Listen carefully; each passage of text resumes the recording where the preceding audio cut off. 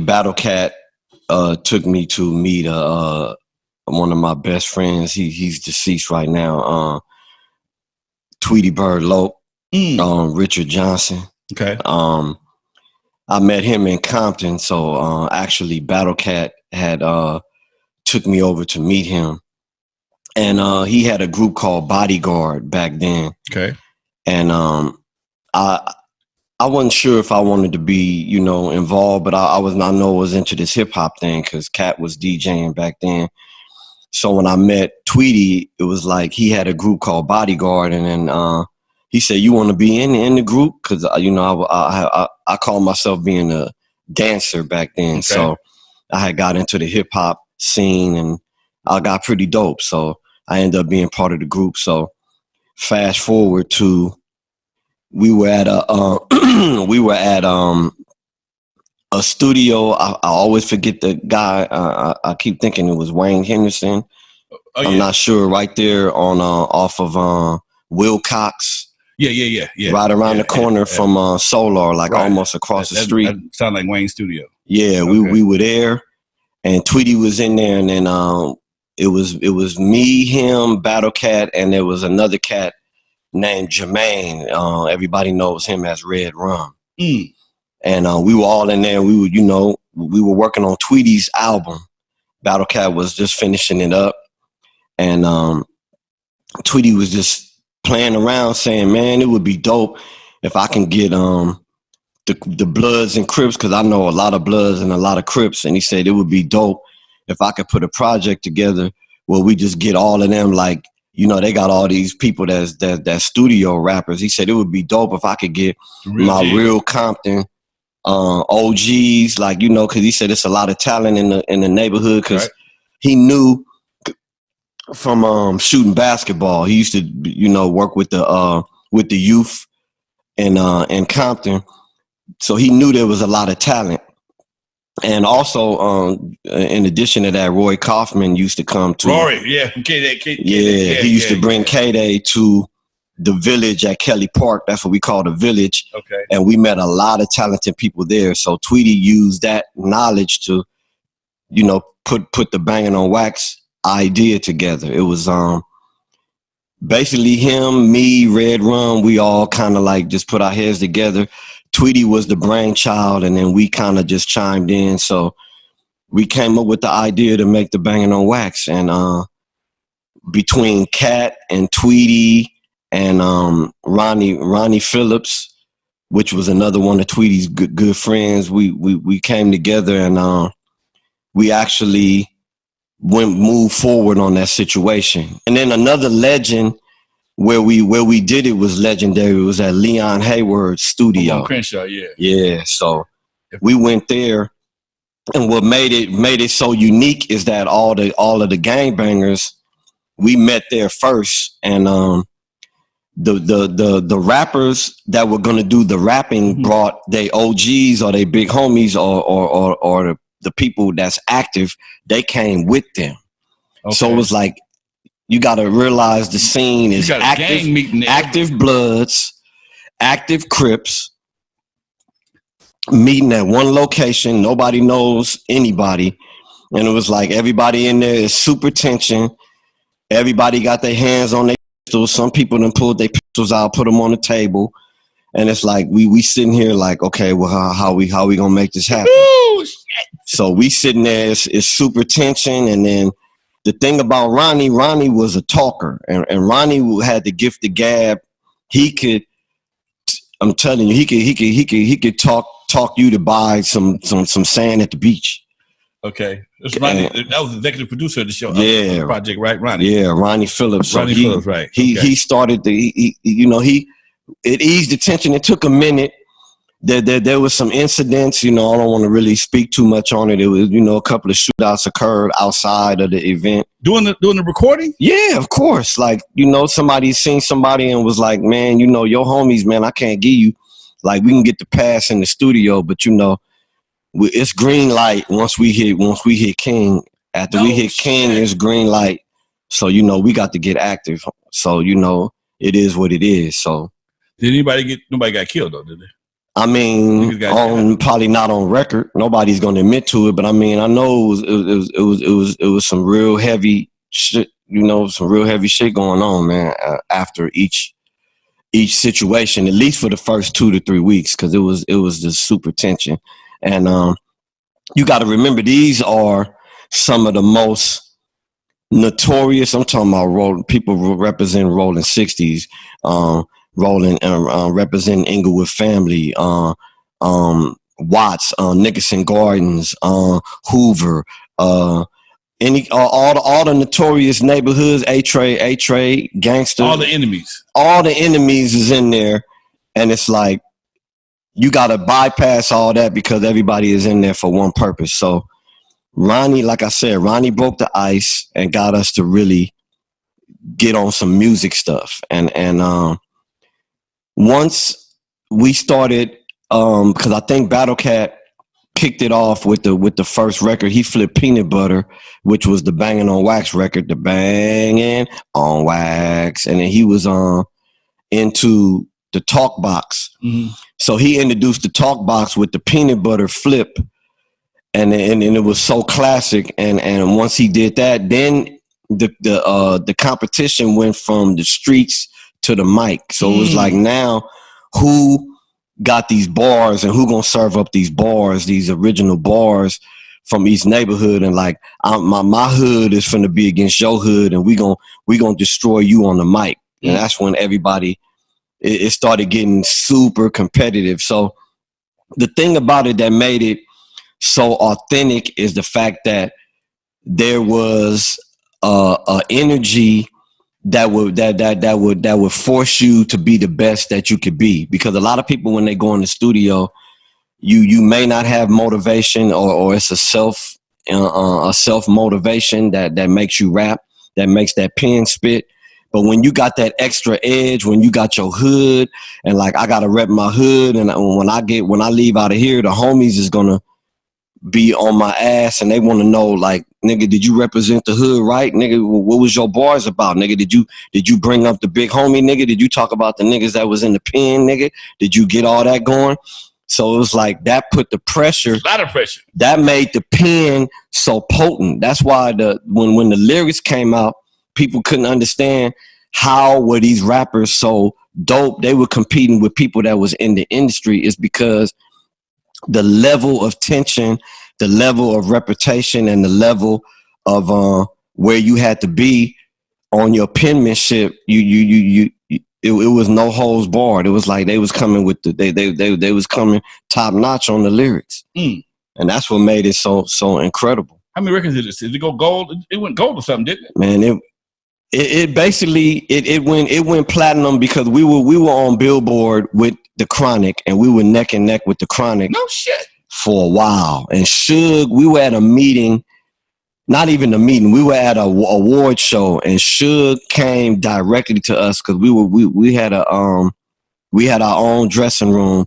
Suge came in there and said, "Man, I got to meet y'all." He said, "Cause y'all giving me a run," and he said, "I got the Chronic," and he said, we just can't understand how artists that have never been on the mic before, how y'all competing with seasoned vets like Dre, Snoop, and Corrupt, and like y'all doing it." And he came and he shook our hand, and he was really impressed on the fact that we put it together and we made it happen. And it was a beautiful thing, man. I'm pretty sure the record went platinum. And when I say the merch and the overseas and everything, when it went to each city, and it went to the down south and hit the central California. I mean, not Central California, but you know what I'm saying, like Texas and Tennessee and all of the states. They took off like wildfire because everybody wanted to bang on Wax. And then I want to also give another shout out to just where people may not know, but Kiki Loco and them, they had True Blue. True Blue was around that time too, but we took over the presence of where True Blue was, but I want to give a shout out to them too, because they was running the same neck and neck. And we had some wild stories because well, Tweety really looked out for me, because my whole thing was I had just started being a producer, because Battle Cat was like the super producer at that time. He was like one of the dopest unfounded producers in LA, and I was under him as tutelage on production. So Tweety told me that I need you to do a record. So I ended up making a record. I put Diamond in the Back, Sunroof Top. I mixed that with Cypress Hill, and I came up with Steady Dippin'. So when I made Steady Dippin', it was so melodic. And then we had my boy Jay Stank, rest in peace. He got on there and he put some bass guitar elements and lead on there, where it made it real. It was like soulful, but it was still hood. Mm-hmm. Man, when we did that record, it touched everybody, and that ended up being the beginning of me as a producer, where I got my first ASCAP. I was happy, I turned my record in, and I set up for my publishing, and I was just so thankful to be on that project. And what that did was push the bar on the Blood side, because Steady Dippin' ended up being the Crip side record. The Bloods had to come up with something. They was like, oh man, they got that Steady Dippin', so they came up with Pyru Love. Okay. So that's when it started getting real competitive. But I'll tell you one thing that a lot of people don't know. We had 2 more records on there. And when we made these 2 records, they were so overwhelming that the Bloods was like, man, we can't put those out. Y'all can't put those out. Oh, no shit. One was called Everything Gonna See All Right. And we flipped this to Teddy Pendergrass and had one of Cat's female artists sing. And I say that was a monster. Everything's gonna see all right if you get your cards right. Everything gonna see all right. Oh. And then we flipped I better grab my 44. Looks like another slob BKO. Oh. And we flipped that, and the Bloods wasn't having it. They're like, nah, y'all doing too much. So we couldn't put those 2 records out on the project, but those would have been smashers on the Crip side. But it was like, nah, it ain't going down. Like, nah, we can't have y'all do that. What the situation I was leading to that made part of it classic, I want to say this too. There was an artist there. A lot of people may not know, a lot of people may know, but there was a cat that came to see Leon, and he had a CD in his hand. I was like, how you doing, brother? And he said, yeah, I'm about to go take this meeting with Leon, because, I'm trying to get on. He said, I rap and sing. And I'm like, for real? And I said, let me hear something. And I said, what's your name? And he said, my name is Domino. I'm from Long Beach. And I said, that's dope. And then I'm telling you, when he did, when he rapped and sang, I was like, this dude is like the dopest dude I ever heard in my life. Wow. Like before Drake, I'm talking about this dude was like, his singing and rapping was phenomenal. This is Domino did Super Potato Pie, right? Yeah. Okay. I took Domino downstairs to Battle Cat, and Battle Cat was, working on his beats and stuff. And a lot of people don't know, if Battle Cat are in beat mode, you do not disturb Battle Cat when he in beat mode. I was like, I ain't trying to hear what Cat talking about. I'm like, look, you need to hear this dude. He like, look, all right. And I was like, no, you need to hear this dude. And he wouldn't listen. So I stopped the drum machine, and Cat jumped up like he was finna fight me. And I said, nah, you ain't gonna fight me, bro, because you're gonna thank me. You're gonna thank me in a second. And I told Domino to rap. Everybody in the building lost their mind. It was like, man, can you please be on this Bangin on Wax project? So we sat down and we wanted to ponder a little bit on the name for him, because we said, we don't want to call you Domino. You need a dope name. You need something dope. And I asked him where he was from. He said, I'm from Long Beach 20 Crip. And I represent, Long Beach 20 Crip. And I said, so we was trying to figure it out. And Tweety was sitting there, and then, because Tweety always had a great ideas. And Tweety, Domino had bought some Michel'le genuine draft beers. And he was drinking, and then Tweety was looking, and he was like, man, he said, you like them Millers, huh?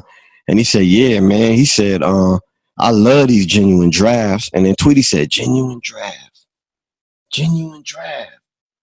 He said, man, Dad, you should call yourself Genuine Draft from Long Beach 20. Wow. And that's how that name came up. And it was history from then, because that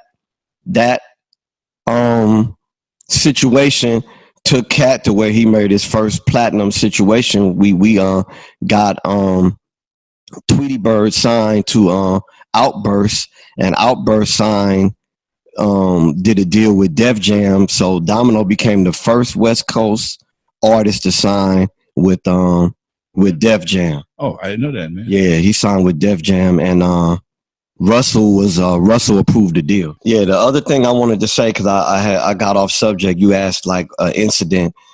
When we filmed, I know this was a very significant incident. When we were filming, we went to Compton and we were shooting a video for Steady Dippin'.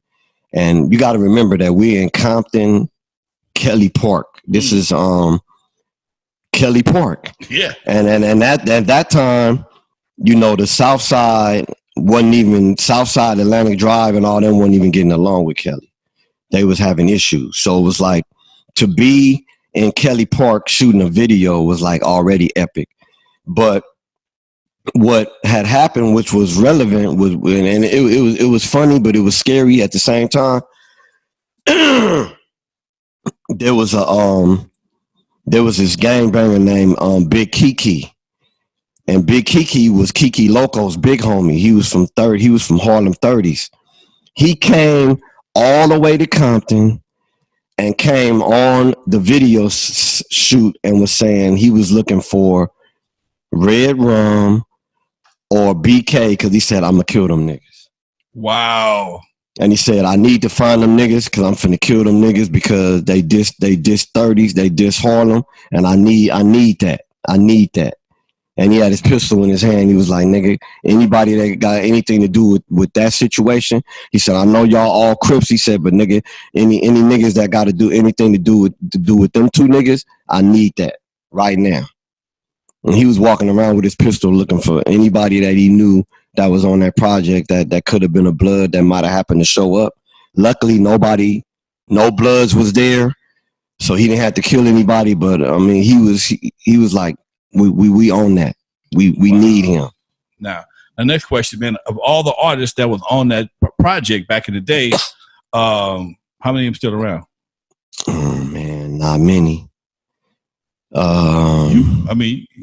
You, Cat? Yeah, me, Cat, Tweety, rest in peace. Ronnie's gone. At least about 8 of the members on the blood side gone. Sin Loc is still around. C-Note still around. Stretch and Big Y still around. A lot of people died though, and a lot of it was gang related. A lot of it was circumstantial. A lot of it was, I call it like it could have been the Bangin on Wax curse. Why you say it was a curse? I say it was a curse because we were the icebreakers of that movement. We solidified the movement between us and Suge with the Chronic. We solidified where gang banging went corporate.